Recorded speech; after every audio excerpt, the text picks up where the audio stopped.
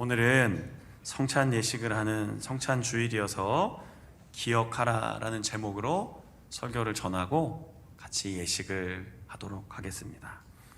저는 한 2주 정도 전에 군종실에 있는 그 부서원들과 강원도 인제 과학화훈련단 목사님이 이제 수요일에 오시는데 제가 먼저 갔다 온 적이 있습니다. 출장을 가면서 점심경 도착을 하다 보니 식사 장소를 검색하는데 저희 부서에 가장 젊은 법사님이 이 AI를 굉장히 잘 이용하더라고요. AI로 검색을 하고 그리고 인터넷에 가서 이게 맞는지 쭉 하다가 맛있는 막국수집이 있다고 추천하는 거예요. 뭐 좋다 가자 했는데 그 유명한 집인데 도착했더니 아무도 없더라고요. 네. 그래서 왜 보통 유명한 집이면 막 줄 서 있고 막 웨이팅 하는데 뭐 긴가민가 하다가 그래도 뭐 어쩝니까 검색해 주신 건데 들어갔는데 정면에 감자 옹심이 집 이렇게 돼 있는 겁니다. 그러니까 막 혼란스럽잖아요. 국수를 먹으러 왔는데 저는 사실 그렇게 감자 옹심이를 좋아하지는 않거든요. 그러니까 목사님 뭐 드실래요 하면 옹심이 이렇게 나오는 사람이 아니거든요. 저는 가장 뒷부분에 있다가 다 드시면 저도 먹겠습니다 이런 성향인데 그렇다고 또 안 좋아하는 건 아닙니다. 또 이렇게 뭐 어쩌다가 어디 가셨는데 목사님 그때 옹심이 안 좋아한다고 했잖아요 이렇게 얘기하시면 안 돼요. 제가 안 좋아한다는 게 아니라 이게 우선순위 앞이 아니라는 거죠. 그런데 어쨌든 고민하다가 그 대표 메뉴인데 국수 먹으러 왔다가 전부 다 옹심이를 먹게 된 겁니다. 그리고 이제 반찬이 나오기 시작하는데 뭐 묵은지도 나오고 뭐 고추장아찌도 나오고 하는데 옹심이도 어쨌든 나와서 맛있게 먹고 있었습니다. 그러다가 사장님이 김치를 하나 새롭게 주시는 거예요. 그 김치 주셨는데 또 주시길래 뭐예요 사장님? 그랬더니 이게 7년 된 묵은지입니다 하는 거예요. 7년 놀랍잖아요. 그런데 얘 모습이 왜 이렇게 저는 아주 상식으로는 더 오래 묵히면 얘네들이 이렇게 팍 죽었을 것 같은데 엄청 단단한 겁니다. 이게 7년이 됐는데 얘네들 어떻게 살아있나요? 하는데 드셔보세요 하는데 어땠을 것 같습니까? 이게 제가 일부에도 맛 표현을 못했지만 제가 맛을 잘 표현을 못하거든요. 진짜 이게 아삭 먹는데 그냥 사장님 이게 7년 된 거예요 라고 하면서 저랑 신부님 법사님들이 다 막 놀란 겁니다. 그래서 하여튼 그게 받아들여지면 그게 이렇게 입에 맞으면 많이 드시라고 하는데 한마디를 던지시는 이야기가 있었어요. 그런데 손님들 7년 전 뭐 했는지 생각하면서 밥 드세요. 7년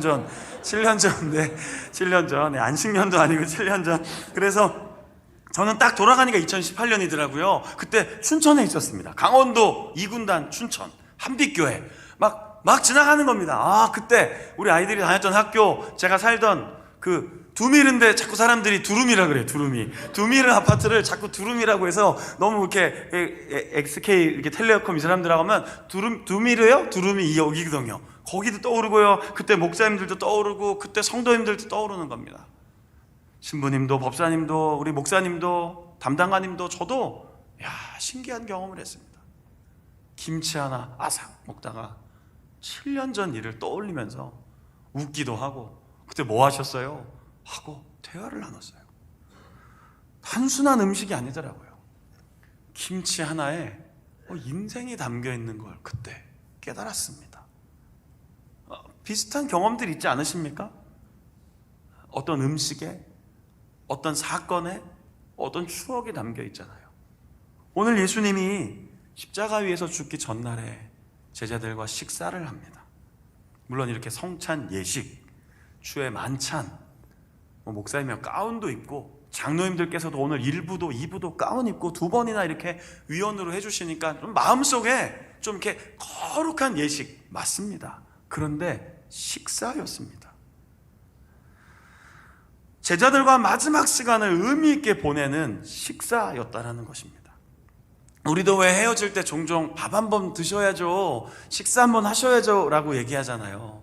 예수님도 제자들과 마지막 6월절 식사를 하십니다. 식사를 하면서 고난받는 의미, 이유를 설명해 주셨습니다. 떡을 주시면서 이것은 너희를 위한 나의 몸이다. 얼마나 놀랐을까요? 예수님의 몸이 찢겨지는 것을 알려주셨습니다. 식후에 잔에다 포도주를 가득 담아주시고 나누어 마시면서 이건 내가 흘리는 피다. 새 언약이다. 하나님께서 나를 너희들 구원하라고 보내셨는데 내가 흘리는 그 약속의 언약의 피다. 그러면서 사복음서 모두에 기록된 이 사건 속에 우리는 중요한 문장 하나를 듣게 됩니다. 저를 한번 따라해 주시죠. 나를 기념하라. 본래 성찬 예식의 이 성찬보에 보통 나를 기념하라가 많이 새겨져 있습니다. 다시 번역하면 나를 기억하라 라는 뜻입니다. 이 마지막 순간을 기억하라. 이 마지막 식사 자리를 잊지 마라. 내가 너희에게 전한 이 이야기를 절대로 잊지 마라. 그러면서 잘 아시는 것처럼 제자들의 발을 씻겨 주십니다. 그리고 사랑과 용서가 무엇인지 설명해 주셨습니다. 이렇게 너희도 서로 사랑해라. 이야기해 주셨습니다. 오래전 이집트에서 양의 피를 문 앞에 발라서 죽음의 천사가 넘어갔던 그 구원의 역사를 말씀하시면서 그 식사를 함께 나누시면서 모든 믿는 자에게 구원을 주시는 하나님의 능력을 식사를 통해 설명해 주셨습니다. 그리고 아낌없이 사랑해 주셨습니다. 진심으로 제자들을 한 명 한 명 붙잡아 주셨습니다.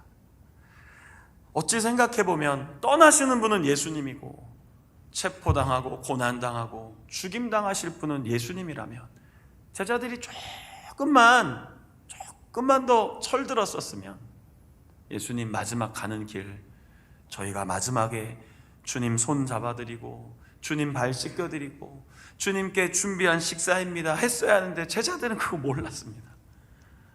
그 예수님 왜 자꾸 죽는다고만 하는지, 왜 어디 가신다고만 하는지, 그러다가 예수님을 마지막에 부인하고 도망쳤던 것이 사실이죠. 그런데 예수님이 오히려 제자들을 대접해 줍니다. 식사 자리에서 예수님이 떡을 떼어주시고 잔을 나눠주신다는 건 그분이 그 식사 자리에 주인이라는 뜻입니다. 예수님이 준비해 주시고 마지막 순간까지 예수님은 모든 것을 나누어 주셨습니다. 그게 이 식탁에 담긴 의미입니다.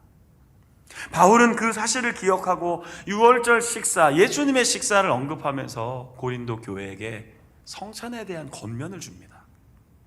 초대교회는 교제 식사 후에 성찬을 했다고 합니다. 우리는 조금 순서가 바뀌어 있죠. 우린 예배드리다가 성찬식 하고 끝나고 나면 식당으로 가서 식사를 하잖아요. 그런데 초대교회는 이 날은 안식 후 다음 날 예수님이 부활하신 날입니다. 그래서 모이기 시작했습니다. 모여서 예수님의 부활을 나누고 축하하고 기념하고 한 주간을 또 한 주간을 바라보며 말씀대로 살겠다고 결심했던 자리입니다. 그리고 함께 모여서 식사도 나누었습니다. 그리고 식사를 하는 도중 아마도 제자 중에 한 명이, 사도 중에 한 명이 이 이야기를 계속 전해 주었겠죠. 예수님은 마지막 순간에 우리에게 떡을 떼면서 이것이 이런 의미가 있다, 잔을 나눠주시면서 이것이 이런 의미가 있다라고 얘기하며 나를, 그 십자가를, 그 은혜를 잊지 말라고 말씀하셨습니다. 그래서 교회는 이걸 음식 먹는 걸 넘어선, 하나의 예식을 넘어선 하나님의 사랑과 은혜를 충만하게 누리는 시간으로 기억하며 이어왔습니다. 우리도 지금 2000년이 넘도록 이 교회의 역사 속에 성찬 예식을 하는 이유가 바로 거기에 있습니다.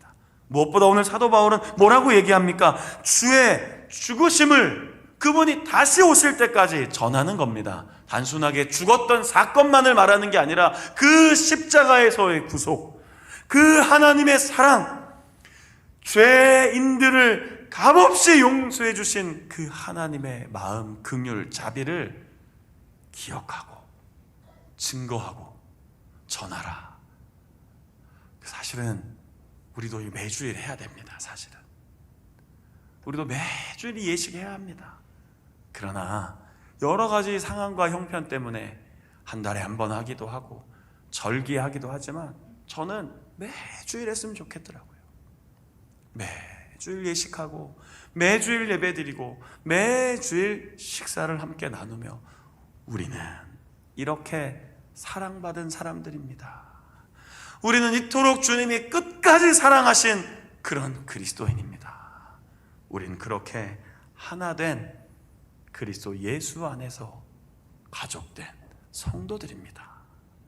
초대교회는 그렇게 이 말씀을 기억하며 예식을 진행했다라는 것이죠. 여러분, 음식을 통해 하나님의 사랑이 일상으로 들어옵니다. 오늘 우리도 이 예식하고 나면 점심 식사를 하러 가실 텐데 그 식사하면서 오늘은 예수님의 사랑과 은혜를 좀 나누십시오.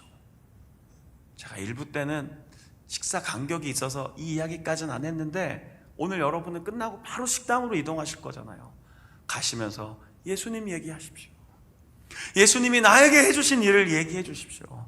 하나님이 나에게 주신 한 주간 동안의 은혜를 좀 나누어 주십시오. 그리고 그 속에 담긴 하나님의 마음을 듣고 이야기해 주면서 반응해 주십시오. 그랬군요. 하나님이 그렇게 함께 해주셨습니다. 주님이 지금도 우리와 함께 하십니다.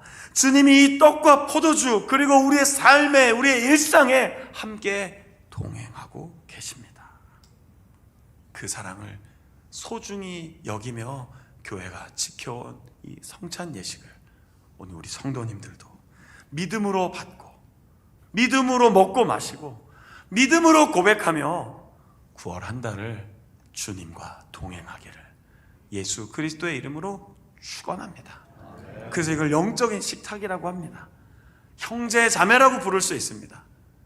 제가 참 조금 농담같이 들리시겠지만 이번 주 금요일에 연합구역 예배 드리면서 우리 모두가 다 형제 자매 아니냐 하면서 거기에 이제 우리 남자 성도님들은 계시지는 않았습니다. 주로 다 여전도원들이었는데 사실 따지고 보면 우리 다 형제 자매 아닙니까?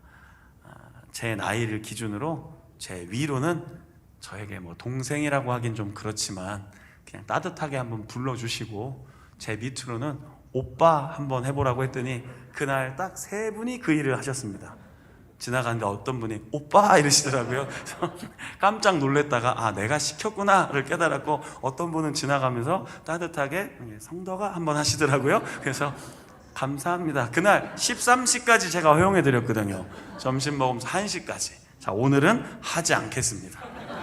오늘은 했다가는 큰일 날 것 같습니다. 그러나 직분을 부를 수 있고 목사님, 장로님, 안수집사님, 권사님, 성도님 이렇게 부를 수 있지만 그 호칭 안에는 뭐가 들어가 있는 겁니까? 예수님이 우리 위해 죽으시고 그 보혈의 피로 용서받은 가족, 형제 자매, 나의 사랑하는 소중한 지체, 오늘 이 시간에 그 은혜를 담고 그 사랑을 깨닫고 매일매일 주님과 동행하기를 축복합니다. 서두의 이야기 잊지 마십시오. 김치 하나에도 의미를 담을 수 있다면 오늘 우리는 이 예식과 예배 속에 충만한 성령의 은혜를 힘입어서 매일매일 주님의 은혜로 살아갈 수 있음을 저는 확신합니다. 오늘도 이 예식 속에 담겨있는 변함없는 사랑과 은혜를 충만히 얻으셔서 그리스도의 증인으로 하나님의 사랑으로 하나님의 자녀로 날마다 승리하시기를 예수 그리스도의 이름으로 축원합니다.